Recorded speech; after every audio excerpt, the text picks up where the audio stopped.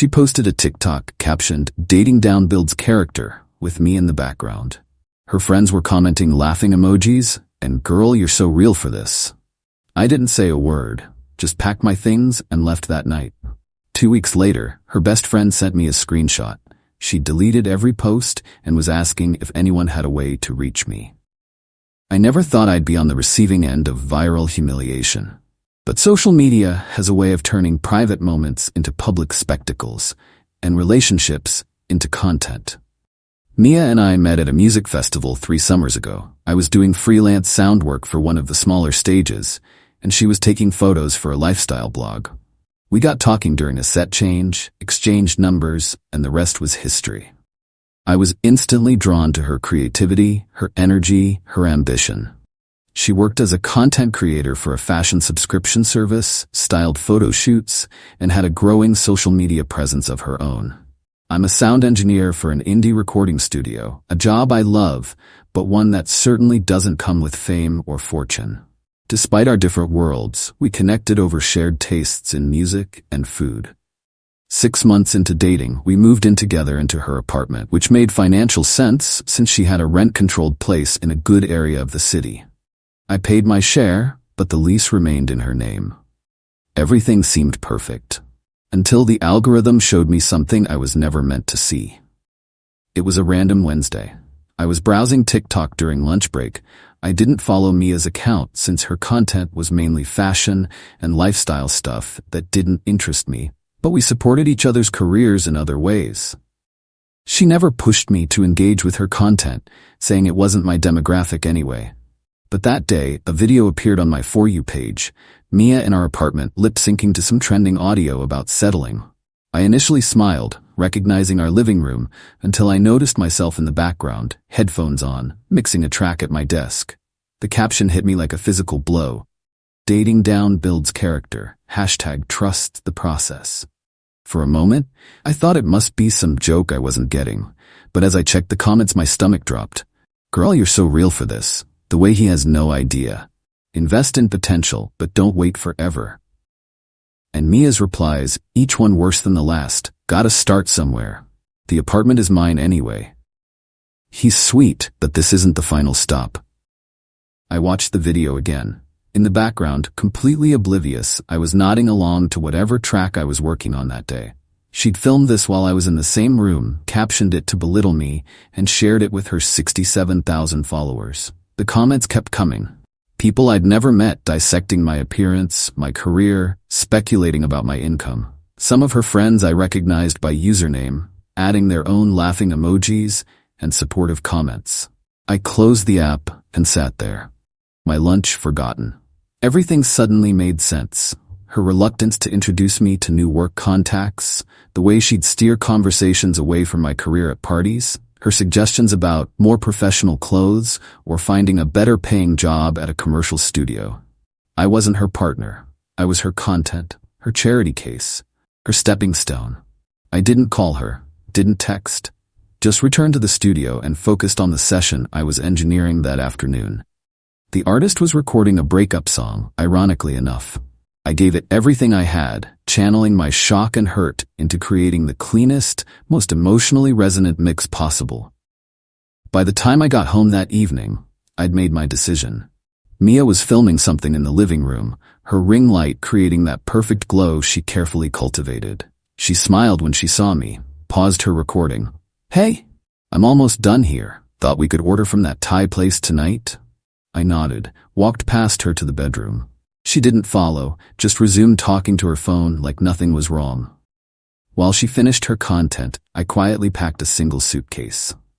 Just essentials, clothes, toiletries, important documents, and my laptop.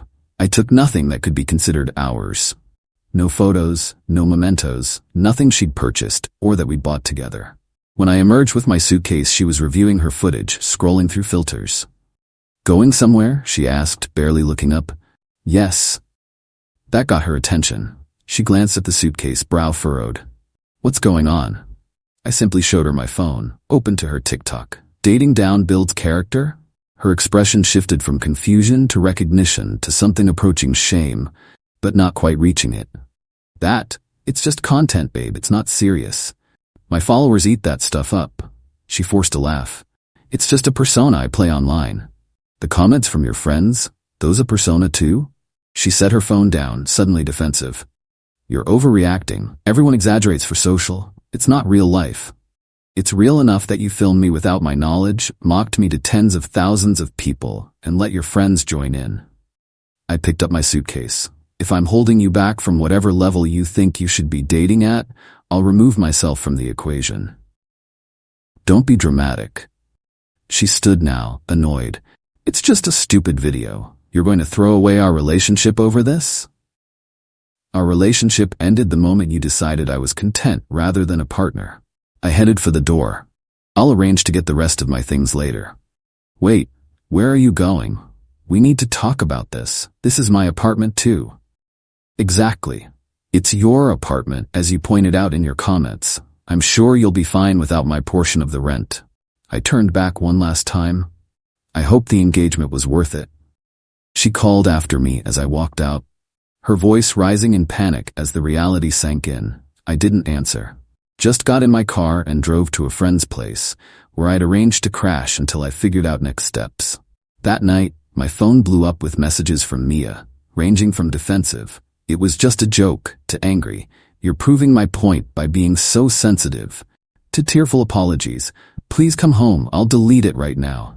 I replied once, "I deserve better than to be someone's stepping stone or social media punchline. Please don't contact me again." Then I blocked her number. The next day at the studio, I threw myself into work. The owner, Hector, noticed something was off but didn't pry. He just handed me our most challenging project, a vocalist with perfect pitch but terrible timing, and said, "Thought you might want something to really focus on." I was grateful for the distraction and the implicit support. That evening, Mia's roommate from before we moved in together, Jasmine, messaged me.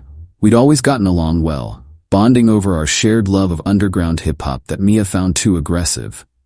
"Just checking you're okay." What Mia did was messed up. A bunch of us have called her out privately. I appreciated the gesture, but kept my response brief. I wasn't interested in turning her friends against her or creating more drama. I just wanted space to heal and move forward. 3 days after I left, something unexpected happened. The artist whose breakup song I'd engineered the day I discovered the TikTok posted a snippet on his Instagram, tagging me and the studio. It caught attention in our local music scene. Not internet breaking viral, but industry noticed. By the end of the week, my professional Instagram followers had doubled, mostly local musicians and producers. Hector called me into his office the following Monday. "So that track is getting serious attention," he said, leaning back in his chair. "I've had calls from 3 indie labels asking who engineered it." I nodded, not sure where this was going. "Stonebridge Records wants to offer you a contract gig, 6 months, working with some of their new artists." My jaw dropped. Stonebridge was one of the most respected independent labels in the region, the kind of opportunity sound engineers in our city hoped for. "It's based out of Seattle," Hector continued. "I'd hate to lose you, but this is the kind of chance you don't pass up." I sat there, stunned. A week ago, I'd been mocked online for my lack of potential in exactly this industry. Now I was being offered a significant step up. When would they need an answer? End of the week. They emailed over the details already. I spent the next few days carefully considering the offer, consulting with industry friends, negotiating terms. It was legitimate, solid, and potentially career-changing. By Friday, I'd accepted. That weekend, I arranged to collect the rest of my things from Mia's apartment while she was at a content creator meetup. A mutual friend supervised to ensure everything went smoothly. I took only what was indisputably mine, leaving even gifts she'd given me. As I was packing the last of my studio equipment, my friend looked uncomfortable. "You should know, Mia's been having a rough time.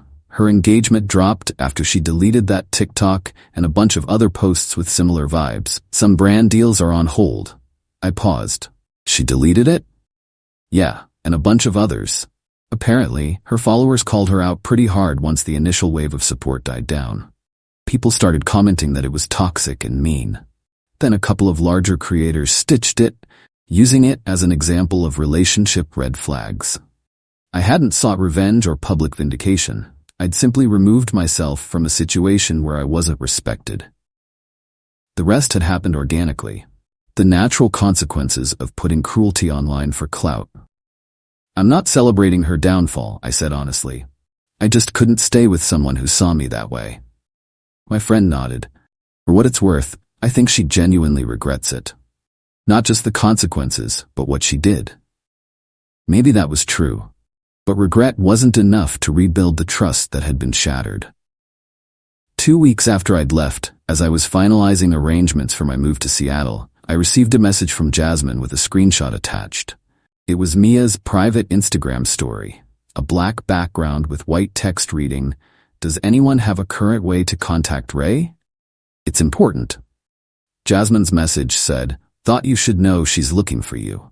She found out about the Stonebridge deal from someone at the studio and has been telling everyone how she always believed in your potential.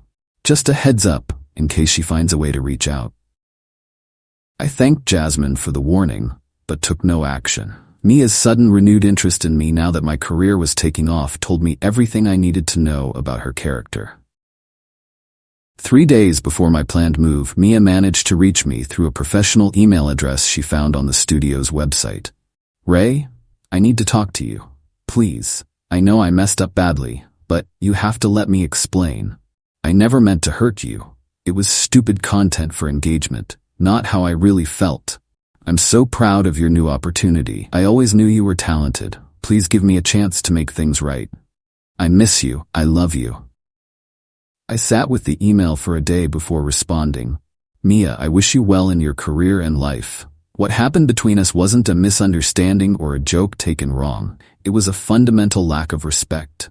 This new job doesn't validate me, just as your TikTok didn't define me. I'm the same person I was before, doing work I'm proud of. The difference is I now understand my worth better. Please don't contact me again." I moved to Seattle the following week. The Stonebridge gig was challenging, exhilarating, everything I'd hoped for professionally. I found a small but comfortable apartment, made new friends, and slowly began dating again. Cautiously, with better boundaries. 6 months later, when my contract was extended and then made permanent, I allowed myself to reflect on how dramatically my life had changed because of a single TikTok. Occasionally, I'd hear updates about Mia through mutual connections. She'd pivoted her content toward authentic relationships and personal growth, posting apology videos and speaking about toxic internet culture, ironically gaining more followers than she'd had before. She never named me or referenced the specific incident, but those who knew, knew. Recently, I engineered a track that's getting solid radio play in the Pacific Northwest. During a brief interview with a local music blog about the project, the writer asked if there was a defining moment in my career journey. There was a point where I had to decide what I valued more, external validation or internal integrity, I answered. Choosing integrity created space for everything else to fall into place. I didn't mention Mia, TikTok, or dating down. Those details weren't necessary. The lesson was what mattered. Sometimes, the most powerful response to public humiliation isn't a grand gesture of revenge or a public call-out. It's simply removing yourself from the situation, focusing on your growth, and letting the universe handle the rest. I didn't need to tear Mia down to rise. Walking away with dignity intact was all the statement I needed to make. Update. Since this post gained traction, I want to clarify something. This isn't a story about career success validating someone's worth. I would have made the same decision to leave regardless of what happened professionally afterward. The timing of the new opportunity was coincidental, not some karmic reward. Real growth came from recognizing my own value wasn't dependent on someone else's perception or social media metrics. For those asking, yes, Mia eventually did apologize properly. A private, heartfelt message acknowledging the real hurt she caused, with no excuses or attempts to reconcile. I appreciated that closure. We're not in contact, but I no longer harbor negative feelings. Life's too short, and honestly, that TikTok led me to where I needed to be. Just not in the way either of us expected.